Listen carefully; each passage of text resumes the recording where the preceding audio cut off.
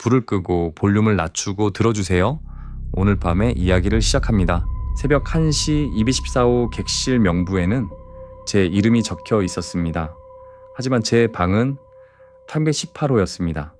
1시간 전 214호 칸에는 처음 보는 여자의 이름이 있었고 그 여자는 제게 자기 이름을 보았느냐고 물었습니다. 저는 외국의 작은 항구 도시에서 야간 페리를 타고 섬으로 이동하던 중이었습니다.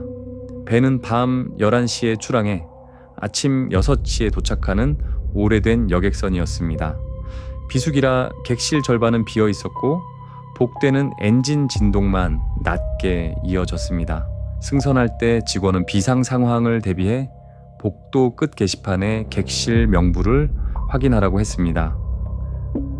제 이름은 318호 옆에 정상적으로 적혀 있었습니다. 214회는 마라벨이라는 이름이 있었고 국적 표시 칸은 비어 있었습니다. 자정 무렵 물을 사러 내려갔을 때 214호 앞에 회색 코트를 입은 여자가 서 있었습니다. 그녀는 문을 열지 않고 손잡이에 귀를 대고 있었습니다. 제가 지나가자 갑자기 고개를 들고 명부에서 자기 이름을 봤느냐고 물었습니다. 저는 봤다고 대답했습니다. 여자는 안도하지 않았습니다. 다음에 내려올 때도 내 이름이면 문을 두드리지 말라고 했습니다. 이유를 묻자 이 배는 빈방을 그냥 두지 않는다고 말하고 계단 아래로 사라졌습니다. 방으로 돌아가기 전 명부를 다시 보았습니다. 214호의 이름이 마라벨에서 다니엘 로스로 바뀌어 있었습니다. 종이는 같은 종이였고 지운 흔적도 없었습니다. 잉크만 처음부터 그 이름이었던 것처럼 말라 있었습니다. 안내 데스크에 말했지만 야간 직원은 명부를 대수롭지 않게 보았습니다. 214호는 설비 문제로 비워둔 객실이고 오늘 그 방에 배정된 승객은 없다고 했습니다. 제가 이름을 가리키자 직원의 표정이 굳었습니다. 그 칸은 비어 있었습니다. 저만 글자를 보는 것 같았습니다. 휴대전화로 사진을 찍으니 화면에도 다니엘 로스가 선명하게 남았습니다. 직원에게 사진을 보여주려는 순간 글자가 번지더니 제 휴대전화 언어로 객실 준비 중이라는 문장으로 바뀌었습니다. 직원은 밤에는 아래층으로 내려오지 말고 객실에 머물라고 했습니다. 하지만 38호로 돌아왔을 때 제 카드키가 작동하지 않았습니다. 문 아래로 누군가 안에서 걸어 다니는 그림자가 보였습니다. 문을 두드리자 제 목소리가 안에서 대답했습니다. 잠시만요. 저는 곧장 계단 쪽으로 물러났습니다. 복도 반대편에서 회색 코트의 여자가 다시 나타났습니다. 그녀는 제 방문을 보더니 늦었다고 말했습니다. 그리고 손에 든 승성원을 보여주었습니다. 객실 번호는 214호, 승객 이름은 제 이름이었습니다. 여자는 1시간마다 명부의 이름이 바뀐다고 했습니다. 이름이 올라간 사람의 방에는 그 사람 목소리를 내는 무언가가 먼저 들어간다고 했습니다. 다음 변경 전에 이름을 지우려 해도 종이가 찢어지지 않았고 게시판을 떼면 다른 층에 똑같은 명부가 나타났다고 했습니다. 저는 그녀의 말을 믿고 싶지 않았습니다. 하지만 제 방 안에서 전화가 울렸습니다. 복도에 서 있는 제 휴대전화도 동시에 울렸습니다.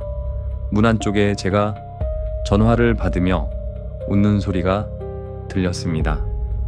회색 코트의 여자는 절대 대답하지 말라고 입을 막았습니다. 새벽 1시가 되자 선내 방송이 짧게 끊겼습니다.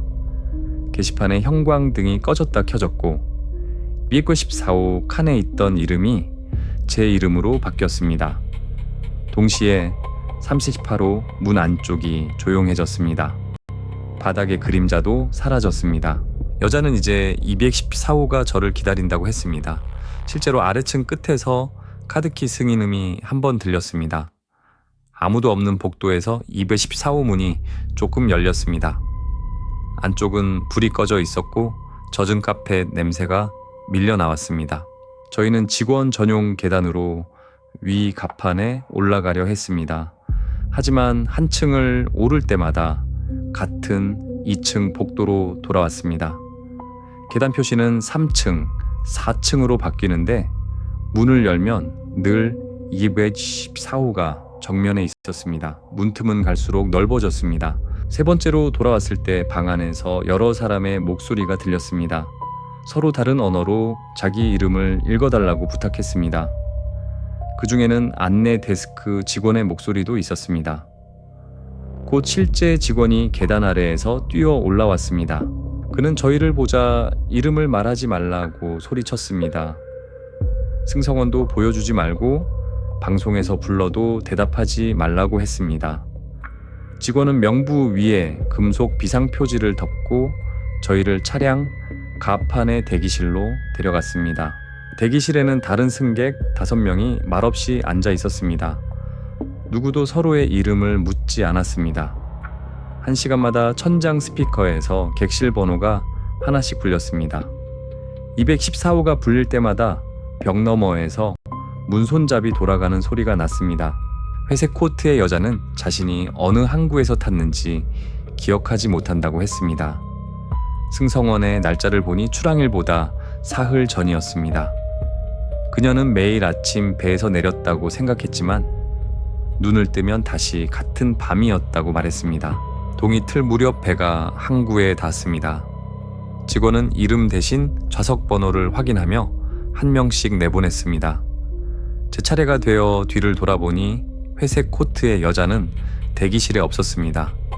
의자 위에는 214호 승성원만 놓여 있었습니다. 항구 사무실에서 승선 기록을 확인했습니다. 제 이름은 명단에 있었지만 객실은 214호로 되어 있었습니다. 318회는 마라벨이라는 이름이 적혀 있었습니다. 직원들은 그런 승객이 실제로 탔는지는 개인정보라 알려줄 수 없다고 했습니다. 저는 휴대전화에 남은 사진을 열었습니다. 게시판에 214호 칸에는 제 이름이 없었습니다. 대신 다음날 같은 노선의 출항 시간과 함께 처음 보는 이름이 적혀 있었습니다. 사진을 확대하자 글자 아래에 아주 작게 제 필체가 남아 있었습니다. 다음은 이 사람이라고. 그 뒤로 저는 야간 배를 타지 않습니다. 호텔이나 기차에서도 복도 명부가 보이면 이름부터 확인하지 않습니다. 이름을 읽는 순간 방이 사람을 기억하는 것인지 사람이 방의 기록으로 바뀌는 것인지 아직도 모르기 때문입니다.